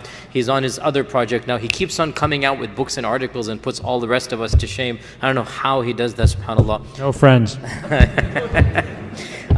And mashallah, also his family is very supportive. His wife's won 2 Emmys or 3, I forgot. 2 Emmys. His wife has won 2 Emmy awards, mashallah, tabarakallah. So just a bit of pressure on him to also, Not as an actress, as a producer, as a journalist, just to be clear. Okay, 2 Emmy awards as a producer and journalist. So just a small bit of pressure on him to write another 15, 20 books to make up for that. But alhamdulillah, I would like to thank him immensely for coming down. He literally just came down for this talk. He's flying back early tomorrow morning. He just came down in the afternoon today. So jazakumullah khair. I hope that inshallah you also benefited and enjoyed your stay here. And inshallah, we do plan to invite him again for more difficult topics that only somebody in his position and tenure track and or tenured professor can say. The rest of us cannot say. So jazakumullah khair. May Allah Azza wa Jal continue to bless you and guide others through you. And we ask Allah Azza wa Jal to cause you and all of us to be instruments of izzah to Islam and through Islam, through what you are doing. You are one of the very, very few people I know, and I'm sorry to praise you in front of your face, but our audience should know, a practicing proud Muslim in the halls of academia is very, very, very, very rare. Somebody who is unabashedly Muslim, somebody who defends Islam and the values of Islam at a place, like Georgetown. I mean, it's something that, subhanAllah, almost unheard of, one of the very few people. So we thank Allah that we have somebody like Dr. Brown, and we ask Allah to continue to give him thabat and to make him firm and to make him a source of izzah for Islam and through Islam. Jazakumullah khair. Assalamu alaikum wa rahmatullahi wa barakatuh. لا يزال الخير حيا لا يزال إن في الدنيا سلاما وظلال أخبر الأيام أنها في وصال قم بنا وانظر لآيات الجمال قم بنا وانظر لآيات الجمال